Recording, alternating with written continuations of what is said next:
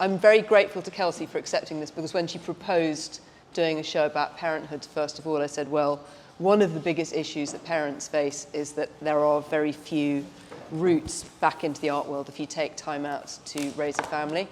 And I think we should have a second show that's really for women at a different stage of their motherhood. And I'm very grateful that she offered us Renaissance, which is looking at that stage in the kind of motherhood journey. So that show opens in July. And both shows also, 10% of the proceeds go to charity. So for the first show, the 10% of the proceeds go to Pregnant Then Screwed, who do vital work supporting mothers in the UK. And the second show goes to a reproductive rights charity in the United States. And I would also like to thank my panel in particular for making it here on a strike day, since all three of them are based outside of London and have managed to get here by various means, including Coach, the Elizabeth line, and various other things. So thank you all so much. The films that we've watched this morning are from both shows. So there was a film by Lenny Dothan, which was called Play Dead Pieta, which is it concludes 13 years of work that she's done with her son, exploring the imagery of the Madonna. So she started off with the sleeping Madonna when he was a little baby, and this is her son, age 13, which is a transformational age, particularly for people of Jewish heritage, where you've got that transition into adulthood. So she's working with him and trying to make him position himself as Jesus in the Pieta.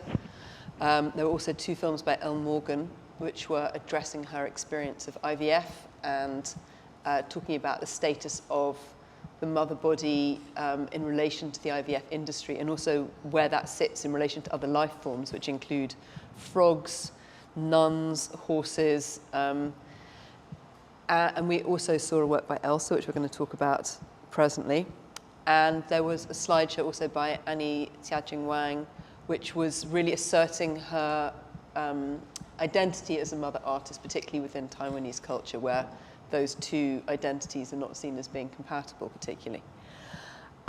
This really is just a chance for me to chat a little bit with some of the artists who have very generously allowed us to show their work in these exhibitions. And it's a chance for them to go a little bit more deeply into their work. One of the reasons that I wanted to show these bodies of work, but also the reason I'm particularly grateful, is because so much of this material is very, very personal. It's often tackling quite difficult subjects that are not spoken about very much.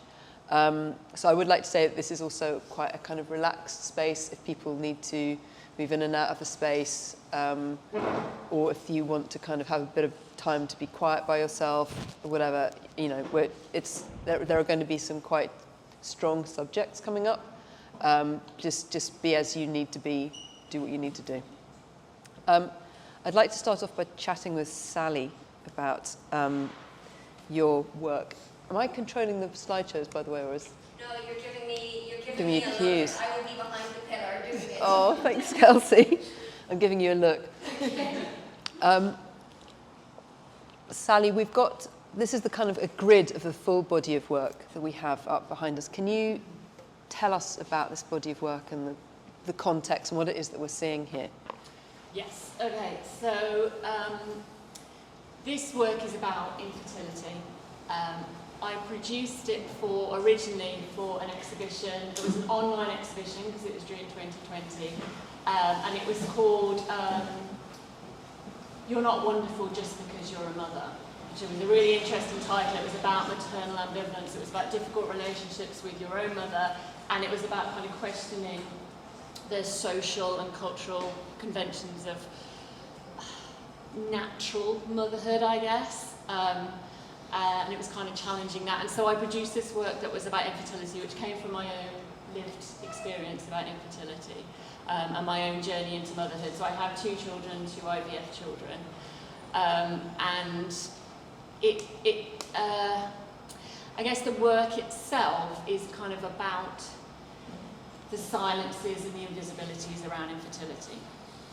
So, you know, infertility is inherently invisible. People don't know you're going through it. It's obviously not like being pregnant, which has a visible presence in the world. and it's about, for me, it was about, well, how do you show that? And numerous artists have tackled it, and the way I looked at it was through this kind of hinting at this maternal medicalised image. So they're referencing the idea of sonograms, but rather than getting the kind of an internal uterine projection that you might be used to, you get the outside of the abdomen, which becomes this kind of impenetrable wall. And so it was about, not being able to see past this, and the focus then becomes on the belly button, which of course is kind of the original maternal connection to the mother. And then it also has words which underneath, which was sort of references the words you get around those sonogram images, but also is a sort of a questioning again, the silences around infertility. So they are phrases, cliched phrases, platitudes that most of which I heard when I was going through this, which are totally innocent, but become these just ways to kind of end the conversation as opposed to start the conversation, because it's such a difficult and uncomfortable thing to talk about. Nobody knows what to say. Nobody knows how to talk about it. So you end up with these words, it'll happen to you, and just stop thinking about it, all those kind of things. So it's a reference to not having the words and the awkwardness around infertility. That's what it's referencing. And can you tell us a little bit how you technically made these? Because when I first saw them, I did think they were sonograms, because you've made them look very effectively medical, but they're very much using your body in an interesting way as well. Yeah. So they're referencing kind of medicalised imaging, and I know, you said that you thought they might be photocopies originally, but they're actually, a really manual method. So actually they're a form of monoprint. So I literally got a roller and inked up my belly in my studio, and then proceeded to very animatedly print my abdomen onto various bits of paper that were on the desk, on the floor. So it's quite a little scene that I set up for myself with these bits of paper everywhere, and I ended up with hundreds of these things. And then they're taken through a kind of digital process and inverted to get that kind of sonogram type of image, and then manipulated in their shape. But for me, that was really important to get that, like you said, that sense of touch, that sense of literally, it was touching my body, it was touching the walls of my skin and trying to get in, but it couldn't get in and it couldn't get out. And it was the reference to monoprinting is the fact that you just end up with one single print, and that also the standard way to print usually is that you will have a plate. And the word for plate is also matrix, which is another word for womb. So actually these came from kind of prints that were wombless or didn't come from a normal matrix, a normal womb. So it was kind of that very manual method, but imitating that quite, very machinic method as well. And I was interested in the ideas that I ended up with this floor of prints, and it was this real kind of, almost like I was machinic, and I was repeating and reproducing myself over and again, and those words were really important to the ideas of infertility, this endless repetition around reproduction. So I was kind of playing with those two ideas, the manual and the machine. I think this thing about making the invisible visible is so important as well, and we were both recently present for, unfortunately I couldn't attend the whole thing, but you were part of a really important symposium at Tate St Ives that looked at maternal loss and fertility. And by all accounts, I think for everyone involved, it was an incredibly powerful and very, very emotional experience. But I think it also made it so evident that this is something that's, as you say, it's invisible, it's very often not spoken about, and as all of these bits of text that you've incorporated into the work make very evident, it's a subject that people try and shut down quite fast as well. Can you tell us a little bit about the conference and the kinds of responses and conversations that were going on there? Yeah, the conference was really powerful. It was one of the most powerful ones I've been to, because, like you said, everybody was coming from a position of some kind of loss, whether it was literal loss or whether it was a loss from this idea of motherhood, really, and just not being able to enter into it. And of course, there's a huge conversations around infertility. For me, it was really interesting because I think a lot of the people there were talking from positions of, I think what they would call childlessness not by choice or involuntary childlessness. And I'm really quite interested about that. I guess the nuances and the movements around infertility and childlessness and how those things interact. And of course, infertility has huge amounts of grief within it. And grief that can be repetitive and grief that you have to get over pretty quickly. And you know, we have these measures of, whether we want it or not, you do have these measures of grief. And within infertility, you can have very quick experiences of grief that you then have to very quickly repeat, you know, potentially on a monthly basis. And I find that, you know, isn't of course visible, isn't of course obvious, and you kind of horribly get used to it. And that's kind of extremely uncomfortable. And the way that interacts with grief, perhaps what I was saying, grief with this idea of childlessness, not by choice. For me, the idea about infertility can be something that can be ongoing and never-ending, and potentially you have to make the decisions about when it's going to stop. And the people who are now finding support in the childlessness, not by choice community, perhaps have reached that decision that they're going to put an end to their grief, because you can't stay in this position forever. And that was quite enlightening to me to hear about those different aspects and how we kind of measure it, and maybe we shouldn't measure it, but maybe that's inevitable. And this body of work's now formed the foundation for a larger project that you're working on as well, hasn't it? Yes, so I'm now, I've just started doing a PhD in October that is all about infertility, which is wonderful because it got full funding, which is wonderful that they're accepting things like this and they actually want to hear about it. So it's a fine art practice-based PhD. But it has a really sociological basis to it as well, so it's quite interdisciplinary. And I'm looking now, kind of trying to move away from the medicalisation of infertility, because the definition of infertility is, it moves, but the official definition refers to the idea of disease. So it is registered as a disease, which is extremely important because it then gets treated as such, and your employer has to treat it as such. And it gets recognised as a medicalised condition that needs treating. However, you then also end up in this kind of medicalised discourse with the language around the medicalised discourse, which then becomes massively embodied in the person that's going through this experience. So, I mean, not everybody who has infertility would take a medicalised route. So for me, that was quite important, was trying to separate those two things out. So you can be infertile, but you wouldn't necessarily go through an assisted conception. A lot of people do, but you wouldn't necessarily. So I was quite interested in particularly in the language around it, and the medicalised language that becomes embodied. So you have words, of course, huge words like failure and success. But you also have all those words in between where you have an inhospitable uterus, or you're inevitably a geriatric mother, because a lot of people will be later to having children. So I'm really interested in those words. I'm really interested in how they affect actually the embodiment of the body, because infertility is hugely embodied. You know, it's messy. It's about mucus, it's about blood, it's about urine, and all of that, you know, is covered up, and it's hidden in these medicalised images, because it all happens in the hospital, in the medicalised rooms, or in your own home.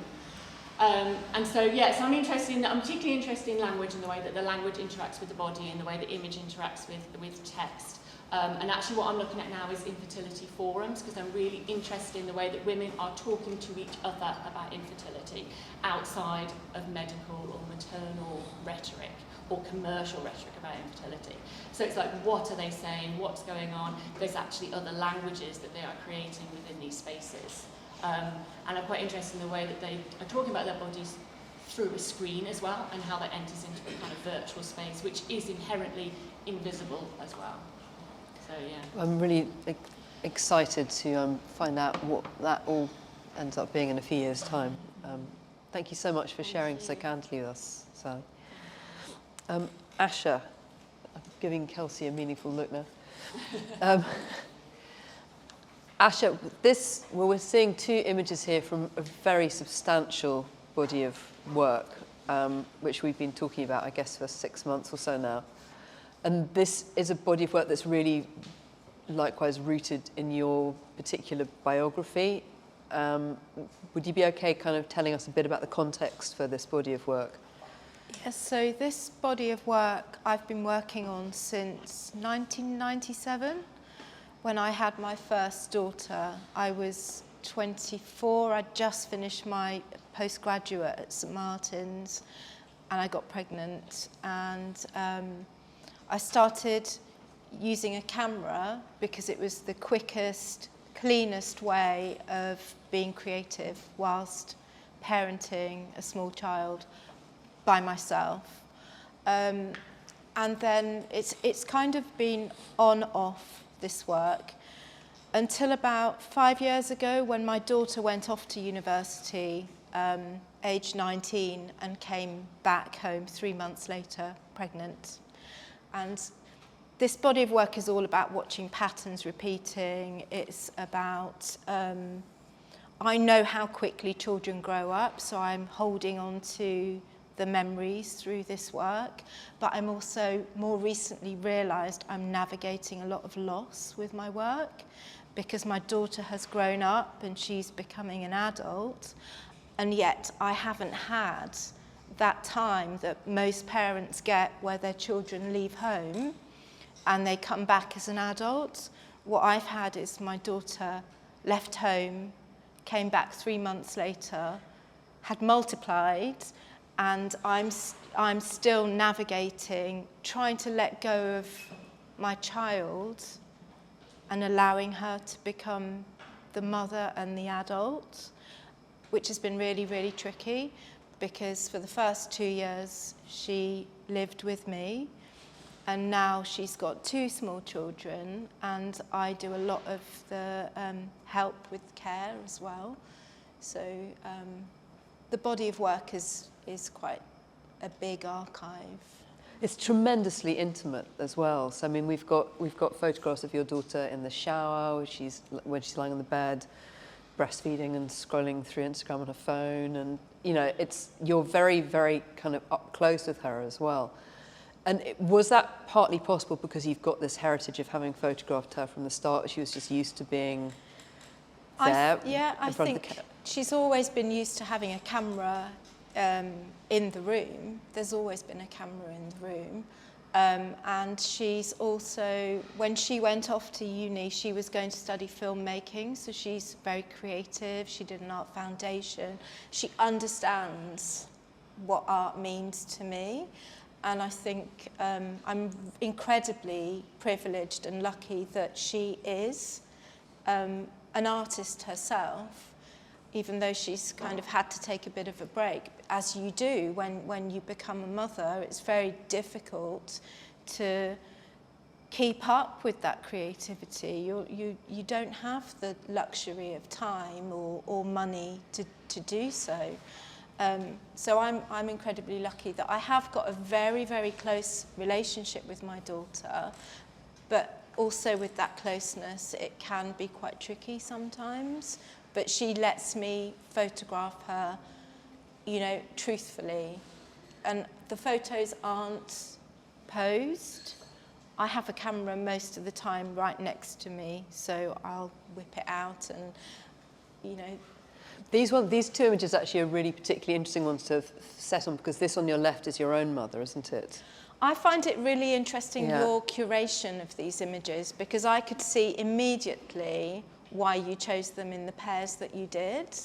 But this relates to, and the one on the right relates to a story from your own. I'll tell you about the story. So there's 4 generations of women in my family. My mother is 72, I'm 50, my daughter's 26 this year, and my granddaughters are 5 and 2 in 2 weeks' time. And until about 2 years ago, there were 5 generations of women. But my grandmother, who lived in Poland, sadly passed away. She's quite old. And the project almost restarted with a photograph of my granddaughter's feet on the laptop during the pandemic, watching my grandmother's funeral. So that was the only photo that I managed to get the 5 generations, but you know, just the 2 in there. But so this is my mum. She does a lot of help with the childcare as well. So she loves to kind of like scrub them in the bath, and I like to photograph her doing that, because I always like I did a lot of fashion documentary work before, like alongside my personal work. And I always looked for the random, you know, there had to be like a hand coming in or a foot. I wanted people to look at the images and try to question what was happening in them. I didn't want just an image that told you everything just by looking. So I'm always trying to capture the random with my mum, and she always has perfect nails, unlike me. So she's quite a good subject to have it in the pictures. And then this photograph, so they both have a water link. So when I was about 8 years old, my family are Polish, but I was born in England, so I'm like first generation immigrant. And they're very, like, they love eating meat. I've been vegetarian since I was 14 because I can't stand it. And when I was about 8 years old, we'd been at a friend's house and the rabbit hutch was open. And I had 2 rabbits called Starsky and Hutch, and they were missing. And 2 weeks later, they were on the Easter table as pate. And my aunt, who I don't have a good relationship with my dad's side of the family, but my aunt had literally come in, got the rabbits, butchered them, and put them on the Easter table. And so this image is almost like a nod to the narratives that happened in my childhood. So you can see that Nova, my granddaughter, my eldest granddaughter, is holding a little pink rabbit watering can, and it's leaking water all over her foot. And it's almost like a nod to that story. I see it as the rabbit bleeding, almost. This just sounds quite dark. My work's not really dark, but yeah, that's kind of what that's about. But yeah, there are so many of these family stories that are threading. I mean, there is quite a lot of imagery of death, though, as well, because there are lots of shrouds and veils as well that come into it. The interesting thing with this work is, at first I thought I was just taking pretty pictures of my granddaughters, and more as I've kind of realised, and I've been part of the trace mentorship, like you mentioned, I've had to really think about the work. And this work is more about loss than it is about documenting a family album, if you like. And Clorinda Peters, she wrote a piece about my work, and she said that my images are more habit and ritual than a discrete body of work. Let me just see if I can find it. And the photos live somewhere between documentary, portrait, and family album. And I would say that she got that spot on. I really can relate to how she saw my work. You just mentioned trace, and I really want to bring this up because one of the things, as I mentioned at the beginning, that I really wanted to achieve with the second show, Renaissance, was to provide a platform for parents coming back into the art world or entering the art world after having children. And I think that there's been a real transformation for you quite recently, Asia. So I encountered Asha's work through the Trace Mentorship Program, which is essentially, I mean, I was doing portfolio reviews for it. And at the same time that you were doing, so Trace is it's for mid-career photographers, and it was set up by Hayley Morris-Cafero. But at the same time that you were doing Trace, you also started to work with this project, I'm Mama. And the I'm Mama book came out last week, and I think we've probably got we got people involved in I'm Mama here as other people involved in I'm Mama as well.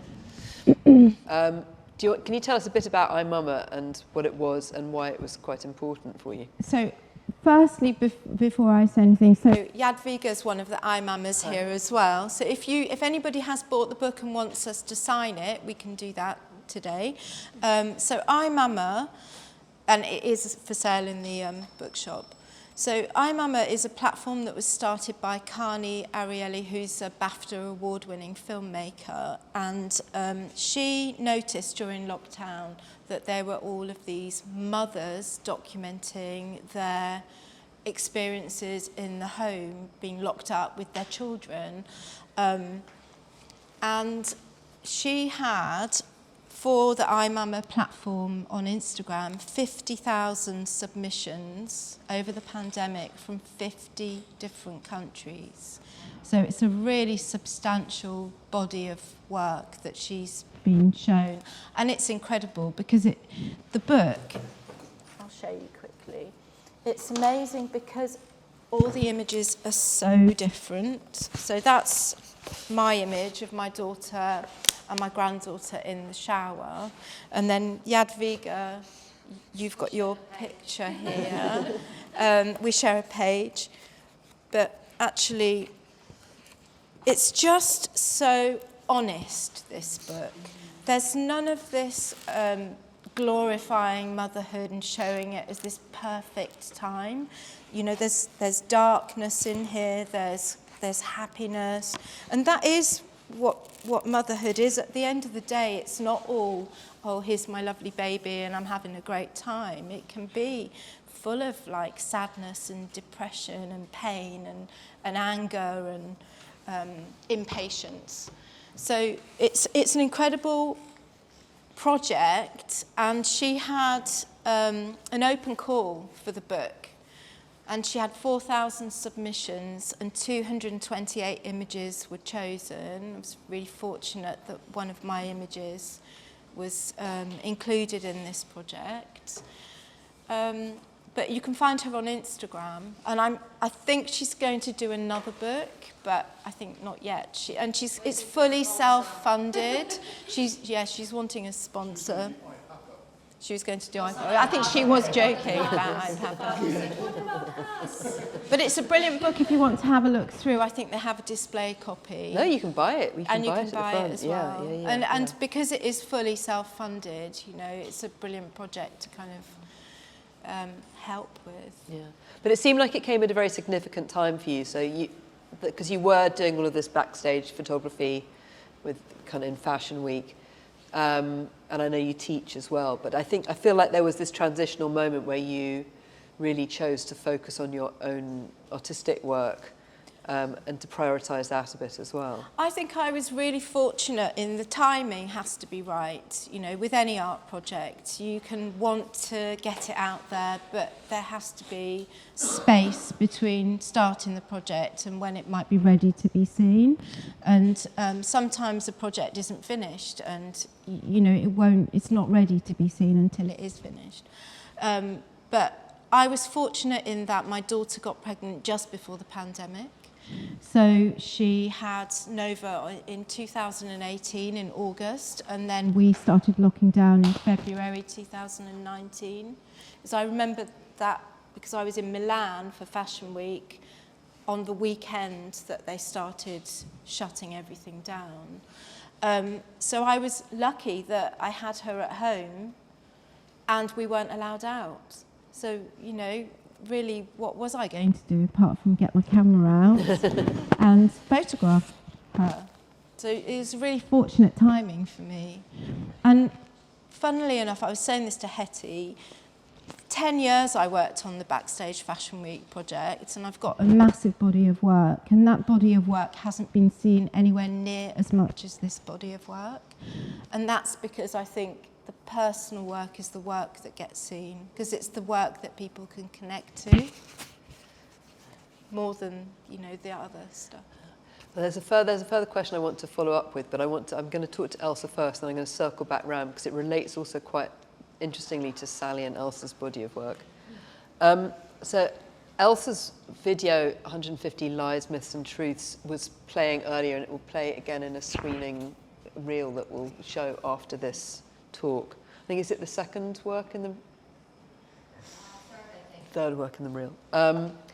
And this was a really early work of yours. In fact, I would say this was quite a transformational, transitional work. What was going on at the time that you made this? And we can't really see it very well, unfortunately, but you've got... Oh, right. Yeah. What you can't see. So... Yeah, So we've got... I appear. So this is Elsa's... Well, tell us what we're looking at. It's just the still, it's not moving. Yeah. Okay, So we'll play the film later with the lights down. So I'm having my second daughter. We decided to find out what are we having. Because interestingly, and I might come back onto this later, both my husband and I, were we married? Yes. I couldn't remember which way around it, but anyway, yeah. Didn't want a son. We didn't want a boy. We didn't want a black boy. I'll come back to that as well. And also I had, at that point, so in 2006, I had an 11-year-old from a previous partner. So it was an 11-year gap as well. I think I've done the maths right. So I remember, actually this is quite funny, just thinking, so we're having a girl, and I remember watching American Idol on TV, and actually thinking, start to think of names as well. I like the name Honey, but the dog next door was called Honey, and I thought, that's going to be a bit, maybe not. And there was, watching American Idol, and there was a woman, an African-American singer called Mandisa. My daughter's she's called Mandisa. But it was just that, there was just kind of that moment, just thinking about, because I had to Google the name and think, well, what does that mean? What does Mandisa mean? Because it sounds nice. And it means sweet. And it's Southern African. And it just got me on this whole kind of thought process of like names, the name in your child. And because we did a naming ceremony as well. In a quite kind of African sense with drums and things. But actually, I just started thinking more profoundly about what we call, the names we give children, the names that we give, our names and how, and what they mean.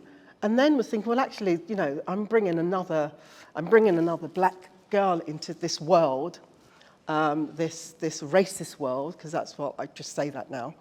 And there are so many labels that exist before she comes out of my womb that are there already. And then I just went on, so I've got this mission of just thinking, there's so many historically, there's so many that but are still, there, they haven't gone away. There are contemporary ones, and actually it's a work, because of language and how language evolves, there are new words. So I did my research with my family. I was asking my nephews, what names or labels do you call your girlfriends? And going back into history, looking at kind of labels. And there are more negative ones for that black women and girls are that are labelled than sort of positive ones. But I just thought, at that moment, if I could just list every single label that exists, like at that point, historically and contemporary, then I can kind of like put that on, this idea of just projecting that onto my expectant tummy, putting it on, literally putting the names on her. I did it very lo-fi. I don't know if you wanted to ask. Very lo-fi. I think I did it on. So I hadn't actually gone to art school yet. I was just doing this kind of access course. So I'm 38 as well, and I was doing the HNC,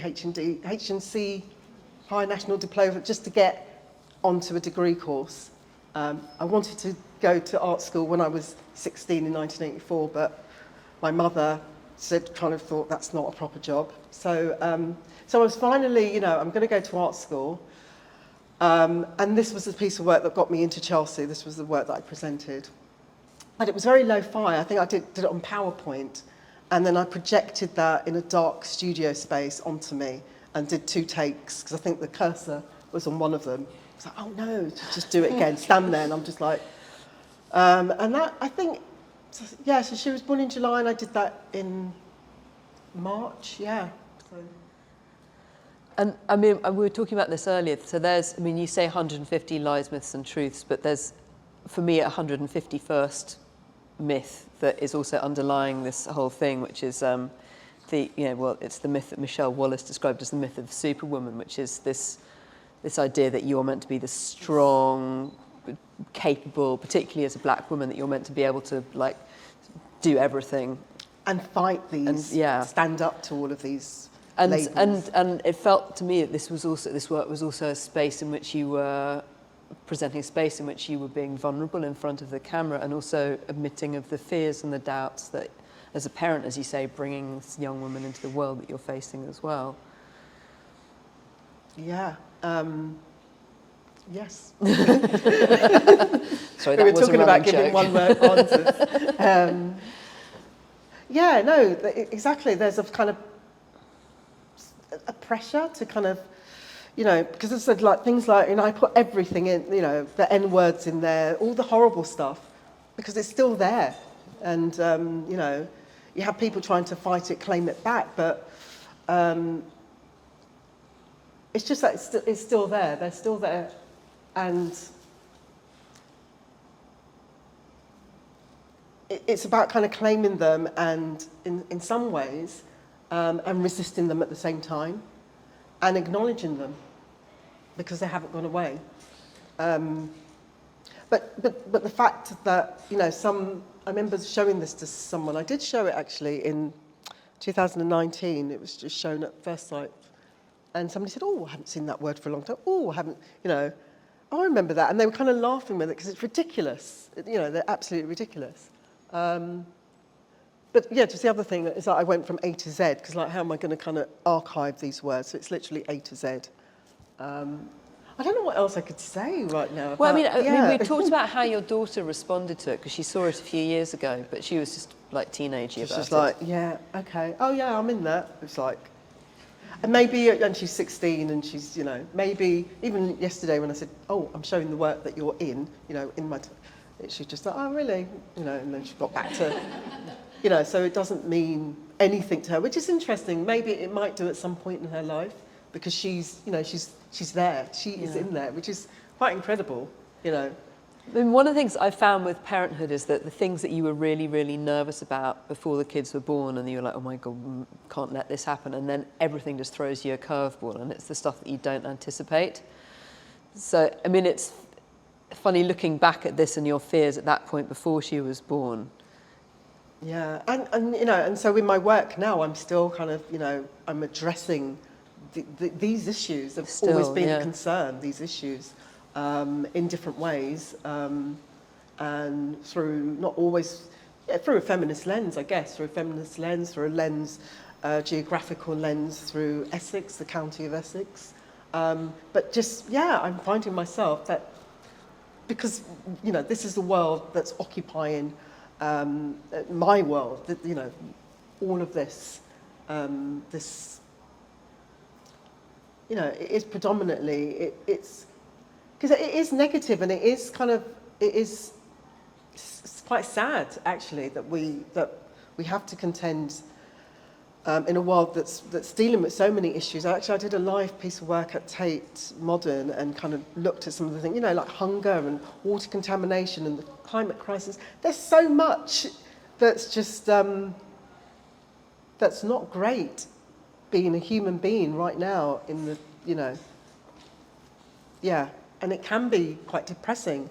And the responsibility, the idea that I brought two women into this world that's, you know, and then, so the mother, so, you know, my eldest is she'll be 28 this week, and Mandisa will be 17 next month.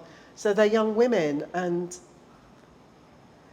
I went, it's weird, I don't know, maybe we can share this. I went for a stage where I was kind of, because I knew that there was a stage where they had to realise they're in this world, you know, as children, they're playing, then they're not aware of the fact that there's racism or their colour might hold them back or something.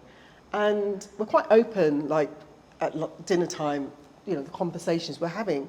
But I remember trying to protect them for as long as possible from that, and just keep them away from the nasty world, because they're going to face it. And and kind of having this kind of guilt, that slightly guilty that you're putting somebody in the fire. You know, you're bringing your children into this, and there's kind of slight guilt. And I'm not sure, if that, others would sort of share that. It's really interesting that you brought up the climate crisis, because I think actually for the current generation that are contemplating starting a family now, that's really, really present. And so many artists are talking to me about this whole question of whether they can bring children into the world in climate crisis and climate emergency. I wanted to talk a bit about the body, because I think obviously it's not very present because the lights are very low, but we've obviously got your very beautiful, heavily pregnant body here. And I think also, because what I was trying to get at with talking about the myth of Superwoman was also creating a different image for what the mother can be, but also thinking about what's going through the mother's head, as well as the mother just being this iconic figure, because you're there, it is quite an iconic stance. You're there, heavily pregnant. Before, when I programmed the exhibitions, I hadn't really seen a parallel between your work and Sally's work. But of course, there really is this very direct parallel of it being kind of toxic text, this projection of society that's going directly onto your belly, into your unborn child, or your yet to be born child, or your perhaps not to be born child. And bringing your bodies into the work like that, I think it's very painful as well. It's very brave and strong to do, and also to submit yourself to all of these very, unpleasant, this world of unpleasant opinion that's being projected onto you. And I think there's this particular thing about the maternal body where the world feels that license to judge. Yeah, I loved being pregnant. Like, I felt so elegant. Pregnancy, I had 2 good pregnancies, if you know what I mean. But I felt most woman being pregnant, or female or feminist, with a child in me. Absolutely, I loved it. But that was my second.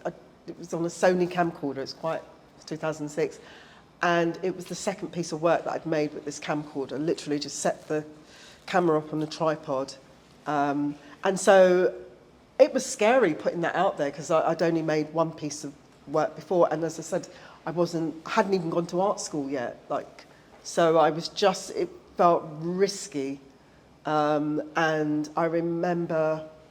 Oh, that's another work, yeah. But I just sort of, like you said, it's not being shown because it's my naked body, and But this question of judgment as well, and people feeling like they feel free to pass comment on stuff as well.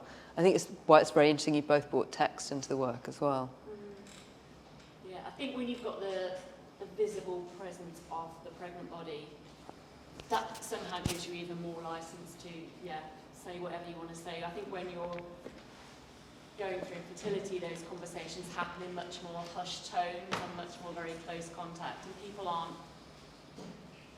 quite hesitant when they say things.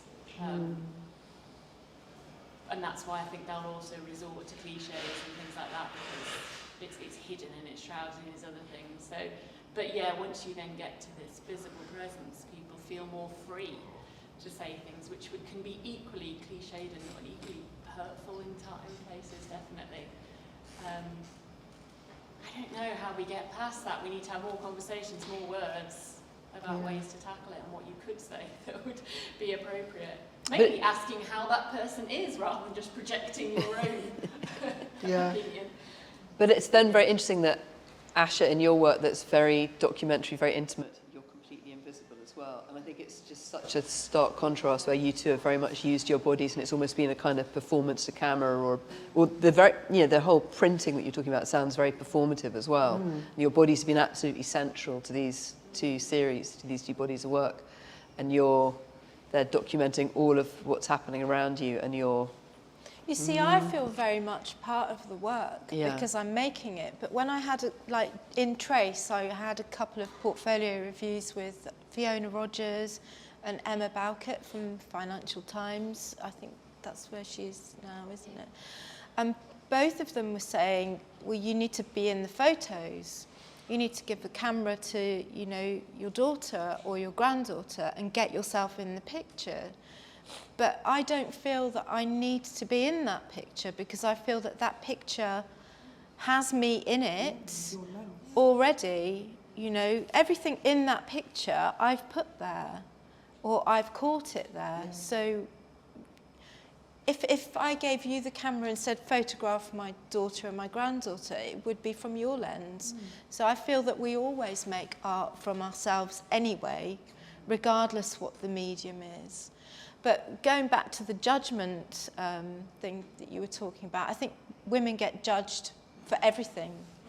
You know, I remember when I had my daughter, I sometimes wouldn't leave the house when she was tiny, because I was worried that people would we lived in a very white middle class area, and I would be so paranoid that people would know that I was a single mother, first of all. Secondly, they'd be judging me for having a mixed heritage child. You know, like, there were times when I wouldn't leave the house. And I think that you are judged anyway, regardless of what you do, whether it's right or wrong, or if you're a geriatric mother or if you're a really young mother, you get judged. I was lucky that I had my daughters when I was 25 and 30, because I got the menopause when I was 38. And you know, had I waited, I wouldn't have been able to have children. So you just have to get over people judging and just go your own way, really. I think it's really important that you don't let people tell you how to live your life. But I think what seeing these bodies of work and going to events like the Tate conference really brought up is why having these works in the public eye is so crucial, because they do create a space in which people can have difficult conversations, and they can say, you know, actually all of these thoughtless things that you say really have an impact on me, or, you know, this is the way you can talk about this, or this is what having 4 generations of a blended family looks like, or, you know, this is a different way that you might think about the mother as well. And it's a counterbalance, I think, to a lot of the kind of more kind of cliched and commercial visions of motherhood that put out there, and particularly also the things that are less visible or invisible as well. Yeah, definitely. I think, yeah, in regard to my work with fertility, that's the way I want to see it. You know, I see it as all part of like a maternal spectrum, and it all needs to be considered as such. And we need to open that out and open out about ways to talk about motherhood in its broadest sense, really. You know, I always put motherhood with the brackets. I'm quite fond of the parentheses about opening up meanings. I think that's really important in the way you can use language, when you can write language, because it just automatically reads differently. Yes, that's motherhood with the M in a bracket. Yeah, and motherhood. I think we've got a few minutes for questions if anybody has questions. We've got 2, so I'll go to the back first, then Jemima, I've seen you. Hi. Yes, Elsa. Oh, yeah. I'm really interested into why that is, and also how do you become aware that you were pregnant, and then what Yeah, no, so I've got 2 older sisters, and they both had sons and living in London, and I guess, you know, we're talking about the 90s then. And just a lot of gang culture and postcode, I don't even know if it still exists, postcode wars and things like that. Both my nephews got involved in just stuff that, you know, maybe had they been, you know, not in London or somewhere else, or just in another time and place when all of that, you know, the colour would be things like, if you went to another postcode and you had the wrong colour on, it was just like, this is just a headache. I mean, it's not that girls don't get involved with gangs and things like that, you know. It was just, and also then, you know, I just think the black male has another, you know, the other labels that are put on black men is just a whole other issue. In fact, I dedicated, which was last year, a whole gallery space to the black male voice, because I think the black male voice in Essex as well, in the county of Essex, so outside of London. Yeah, it's just, you know, black men get totally dismissed. I mean, my husband can still sit on a train and people will be sitting on a train, well, actually just, you know, doing a commute for like 10 years and the train would be packed, but the seat either side would be the last place that anybody would want to sit next to a black man, because he's going to what? Eat them, he's going to, you know what I mean? So, and there's much more.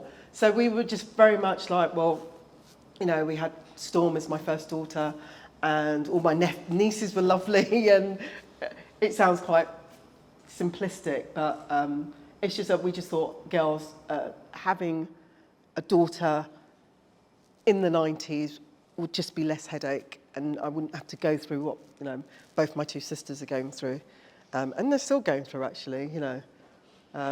Yeah, it's just the pressure on black boys. And they're quite, I think there's an artist, I've forgotten his name, Nigerian artist called the Black Smile Project, just kind of changing the perception that society has, you know, the black male perception. That needs to be challenged, and I'm glad that there are artists doing that. But I didn't want to be challenged, you know, having to deal with that, you know. We've just been lazy, I guess, in some ways. I don't know, not lazy, but do you know what I mean? Yeah. Can I just ask, how do you feel about that now? Because, how do you feel about that decision? Because I think there are lots to talk about around it. Yeah, so, and you know, the creator gave me, like, a girl, so I don't ever have to, like, you know, that decision to not want something and then get what I wanted a girl, that, you know, so I don't have to face that. So how do I feel now? It's kind of quite difficult to answer, because I don't know what it's like to have a boy child. As I say, I have nephews, have two nephews, and they're doing okay. I just think, I know it's just been incredibly hard for my sisters to raise them in London, and my nieces have been easier to raise in London. So, you know, and I don't live in London now anyway. I just think it's probably just a harder job to do, because of just the perception of what black men are and who they are and who they've been, and it's unfair. I think that, you know, the fact that society made you feel like that is really problematic. Of course it is, yeah. And I think we cannot allow that. You know, I think that is something we need to look at. Yeah. You know, I don't think that's okay that you feel like that. Yeah. And I do think it's something that maybe one should look at deeper, because it's them winning. Yeah, which is why I said it's kind of lazy to not, because it was like, there's this problem, I don't have to deal with it because I've had a daughter. So I do understand what you're saying, and I realise, you know, it was an easy option for us to have a daughter, because we wouldn't be challenged in the same way as I could see clearly that my sisters were. So in that, you know, so it's the lazy, easy option. I'm not sure it's true, because I think, as any parent knows, you know, each child, you know, you've got two daughters and neither of those are the same, 100%. Of course not. No. So Yeah. it's kind of, I don't think that a sex would, you know, maybe in your mind at that time, but I don't The think 90s. it's actually the truth, because I think all of them bring problems, and each of them are individuals. And joy and problems, obviously. Yes, absolutely. Yeah. But yeah, I don't think it's true. I think there are issues that comes with being a black girl. As much as there are issues, I had the pleasure of having one each. Yeah. And both of them give me a headache. But both of them are successes as well, and I'm incredibly proud of it. So I've got a mixed race child, boy, that's going to Oxford. But it didn't look like that at one point. It looked like he was going to go somewhere else. But like, you know, life is... Which is why I use the word lazy, because of course we would nurture and push your child in the... for you to look at that again, because I think it's not, you know, I don't think it's true. No. Thanks, Ernest. Yeah. I think it's definitely a conversation. There's a lot to unpack. But Very lovely to see you. I need and have therapy. Have your voice in here as well. We've got one question there, but Jemima was actually, it's been waiting. But I'll come back to you. And I have a sort of, well, AKA megaphone woman, and I'm really pleased that actually what we're doing here is talking about these things, and this sort of honesty and power that has been apparent, you know, this morning, which is really fantastic. And the fact that you've just said what you said, and you're getting the feedback, and we're hearing it, that's got to be a good thing, and it makes my hair stand on it. Yeah. I also wanted to just talk about words, that words are so important, and I do a performance which looks at feisty and demanding and bossy and all the words that are directed specifically at women, and that we can own. I'm happy to be bossy, I'm happy to be feisty, but there's a real kind of struggle between those, and it's, you know, so interesting to see that the words that people were giving you, they were trying to give with generosity, that's not that straightforward. So I think that's an interesting one. And I also wanted to just say about the generation beneath us. My daughter, I did an impression of Totoro from the Studio Ghibli. I was very proud of it. And she didn't talk to me for 2 days because she said I was racist. And as far as I'm concerned, that's a good thing, because it's just like an edge on something. It's just saying, it's the next generation saying, do you know what? That's just not acceptable. And I think we have to deal with that. And lastly, I suppose I wanted to ask you about, it feels like we haven't just got you here, we've got generations. We've got the youngers who are doing their own thing and asking us the questions that are fucking scary sometimes. And we've also got the mothers and the grandmothers, you know, as you described. And both of you didn't really talk about your, you know, where you've come from. And I imagine that does inform your work in terms of, yeah, where you've been, or who's behind you. You mean like the support network? No, or how your mother or grandmother, I was actually curious as to whether they'd had the same experience as you, or whether fertility just arrived with you. Very different. My mother had children I see as quite young. She had them at 24 and 27, which I think if I'd done that, she would have been a bit horrified. So there was a real generational shift there. Of course, I didn't start thinking about it till not that much later, but my early 30s, and then over years became apparent there was something misplaced. So I hadn't anticipated it at all. You know, truly fertile family, nothing untoward, nothing unusual, simple pregnancies, and so yeah, I think it was a slow process of realisation that obviously not going to happen, not going to do that, and perhaps I had left it too late. I'm sure I probably had, but then it gets later and later because the years and years and years go on. But my diagnosis fell into the unexplained, which I find, looking back now, a very interesting category, because it's where the medical knowledge just ends. So they're like, we don't know why you're not fertile. We don't know this little area of fertility or infertility. So of course there are huge diagnoses that are to do with all sorts of bodily complications and recognised conditions. But mine, everything was normal. So I'm a normal fertile woman in that way, but my body wasn't reproducing in the way that should have matched up with this medical list, tick, tick, tick. I didn't have that. So yeah, for me it was like, oh well, I am. I'm meant to be like my mother. I am fertile, but I'm perhaps now 10 years on, and so perhaps something isn't quite right, but the medical knowledge doesn't know what it is. So for me, those slippages again between the words and the body, and a bit too much. That unexpected, unanticipated moment where I suddenly entered into this whole other area. I'm happy to skip if you don't want to.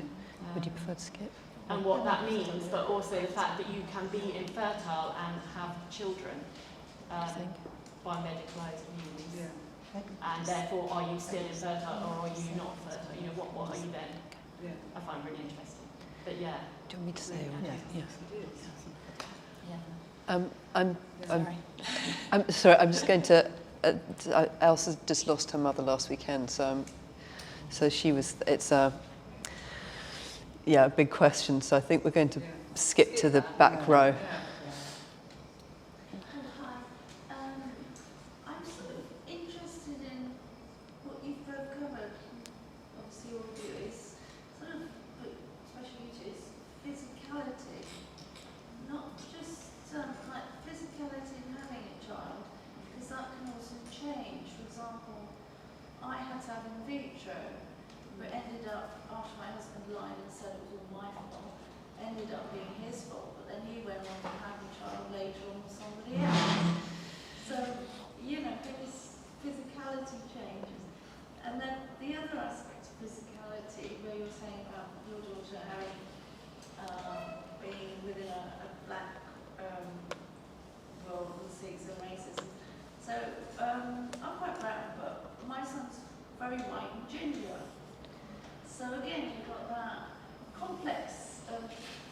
physicality and people's understanding of their own boundaries of white, black, brown, whatever. It just, to a certain point of reality, doesn't work.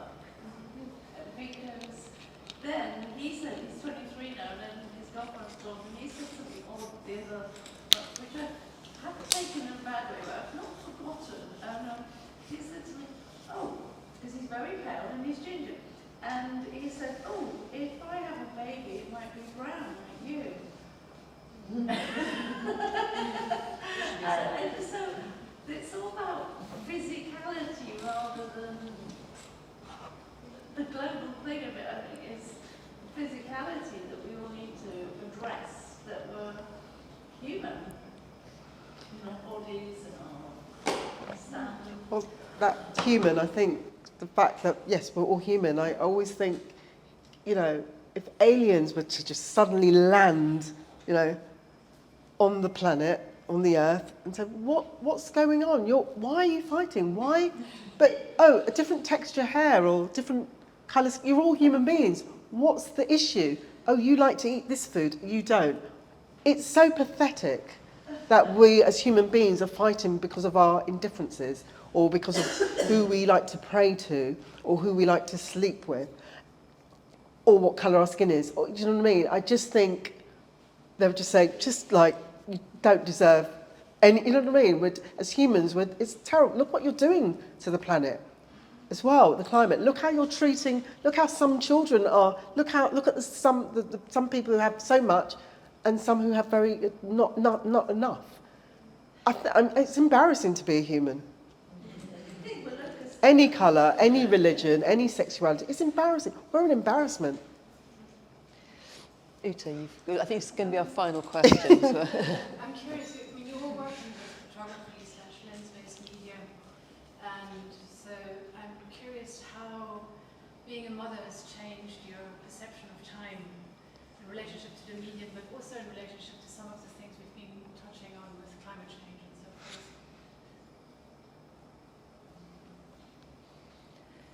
Asha, do you want to take this one? I mean, human time, what the, Yeah. you know. I think it's interesting that as I get older, I become more patient. I remember, like, with my children, I couldn't wait for them to just hurry up and get to the next stage because they'd drive me crazy because I couldn't do my art or my creativity, and I needed to do that as an outlet for myself. And I was with my mother the other day, and she said, oh, isn't it funny how I'm so calm with her great-grandchildren? And I was thinking, yeah, because you were really not calm with me. I mean, you know, like properly not calm. And I just think as we get older, I think we appreciate time a lot more. And I think that children, if nothing more, they show you how quickly time flies by. I think until I had children, I didn't realise how quickly time passed. And then I had them and it was just escaping. You know, it was precious. I'd stay up all night doing my art. I couldn't wait to get to bed at 7 o'clock so that I had that time for myself. And so I think for me, children really do make you, yeah. And in terms of the climate crisis aspect, Sally, in your work, studies into fertility and language, does this come up at all?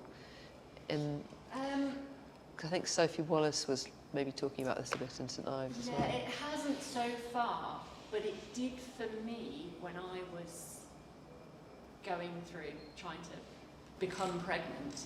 I've always been I have been quite active, and at the time when I was trying to become pregnant with my second child, I actually was doing quite a lot with Extinction Rebellion, and I distinctly remember sitting in a meeting, being weeks, couple of months pregnant, sitting opposite someone who very flippantly was saying things like, how can people bring children into this world, especially these people who are like going through things like IVF, you know, they're actually planning it and they're bringing them in, and I just thought, she's right. And I had to like really retreat from it and attack it in other ways, because I absolutely have became, and I'm still full with kind of guilt and weight of that, because I so wanted to have children, but I was so aware of what is happening. And yeah, they're only little, they don't know about that yet, and when they come across it, and which they will, it's just going to be, I feel an extra level of responsibility almost, that I worked so hard to bring them into this terrible world. Yeah. Terrible, racist, horrible, and all of the issues. With the world. Yeah. Let's hope they can do something. Yeah. We have to say that we fucked up, Yeah. they're not going to. Yeah. That would be much It wasn't just us, it was being fucked up before us, Yes. yeah. We're but we can hope, Yes. yeah. We can't take the whole burden on, but like, it's, goes back to slavery, but that's another story. I think on that note, yes. Sally, Asha, Elsa, thank you so much for talking so candidly about your work and also for being part of this show. Do stick around if you'd like. So we're going to remove all the lights so we can get a crisper projection of the film work. So it's about 45 minutes. So there's, as well as Elsa's work, which is 18 minutes, there are 2 works by Elle Morgan, which are both really actually looking at things that are very connected to what Sally was talking about, which is this environmental and medical aspect to IVF. And there's a wonderful work by Lenny Dothan with her son, and then also the slideshow by Annie Wang. Thank you, everybody. Thank you all for coming. Thank you, Kelsey, for having us. Oh, thank you. Thank you.